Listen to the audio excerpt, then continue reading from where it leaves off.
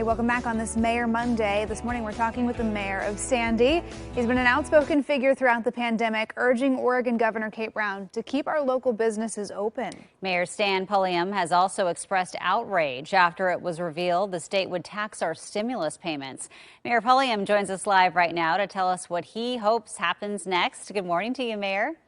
Good morning. Thank you for having me. Yeah, you've been making some headlines lately. So let's first talk about your reaction to Oregon taxing these stimulus payments. It sounds like you obviously were surprised to hear about that. And what do you hope happens? Yeah, I mean, it really is unbelievable. It's hard enough here in Oregon to be employed. Now it's even harder to be unemployed. It really is against everything that of the values of the Oregon that I know and love to think that after somebody has struggled as much as many of our Oregonians have during this pandemic, that they would simply be taxed again on the stimulus dollars that's supposed to be helping them out. I think it's come as a surprise to many Oregonians. So, I'm sure there are many who share that concern. I know Sandy leadership sent Governor a letter last week, urging to reopen businesses. Is your thinking here that, if we can't fix the tax that would be coming on stimulus payments, we need to at least let people try and make some money to support themselves again? Yeah, that letter really does go to show, where the decisions should be made, which I believe to be at the local level. When we started this process, we had counselors who had a variety of opinions all over the board on where we should be on COVID. But what we ended up doing was having a conversation and a debate as a community.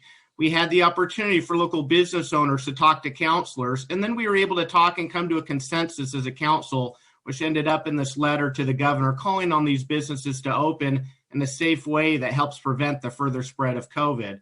It's my hope that the governor gets out of the governor's mansion and talks to local business owners and members in the community and parents whose children are stuck in virtual learning. We really do need to be thinking about the totality of the impact of these decisions that our leaders are making. The governor has maintained here throughout this pandemic that she's making these decisions on the state level based on science and what state health authorities and scientists are telling her. Are you disagreeing with their findings, or do you think that there should just be a different approach? Well, where is the science? It's been well over a month now since I personally asked the governor, who acted excited when I asked. She said, "I have the evidence. I'll show it to you." It's been over a month since we requested that information. We've yet to see any evidence that shows that restaurants, bars, and fitness centers that are owned by mom and pop local small business owners contribute to the spread of COVID more than big box stores that help out and support corporate America. This Oregon values to support our neighbors who are in need, not just those of corporate America. Again, I just think we need to be really considering the totality of the impact of the decisions the governor's making, not just those from health professionals. Okay. And, you have been very vocal about the COVID issues and the businesses being closed.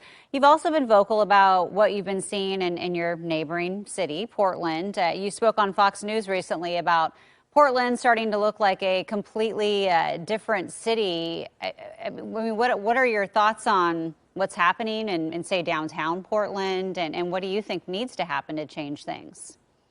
Yeah, I mean, it really is unfortunate. As somebody who grew up here in the Portland metropolitan area, obviously in Sandy, real close by, I mean, Portland really is unrecognizable from the community that I know many of us have come to know and love. When you drive through Portland and you see just the mass homelessness, the boarded up storefronts. I was talking to a local Multnomah County commissioner the other day who said that those plywood boards were up because of COVID, as if somehow we're afraid of COVID seeping through the plywood to infect people. That plywood's not up because of COVID. It's because of the riots and the mass destruction going on in downtown Portland that many viewers watch on the nightly news on this channel. It's unacceptable. Portland really needs to turn away in the way of leadership, support and defund our local police, and really bring Portland back to the place that a lot of us really know and love and were proud of at one time.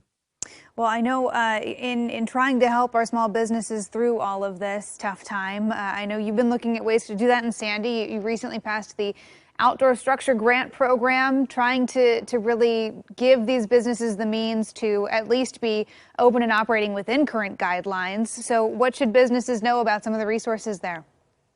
Well, yeah, so in addition to COVID relief money, which a lot of communities have done, is we've done this outdoor structure. So many people who drive through Sandy recognize our Sandy style. It really stands out and it's pretty neat. So these outdoor structures are going to provide some ambiance, some relief that helps out our local restaurants and bars during this time, but also as a full-time value. Long into the future, our community and our neighbors are going to be able to enjoy this. I believe this is the first time that I've seen this in Oregon or really anything else like this. And you think about what we used to do here in Oregon, from our public beaches to our bottle bill, we are still doing innovative, neat things like that in Sandy. It really is the Sandy way. Well, Sandy is a beautiful place. Thanks so much for joining us, Sandy Mayor Stan Pulliam. Have a good morning. Thank you. You too.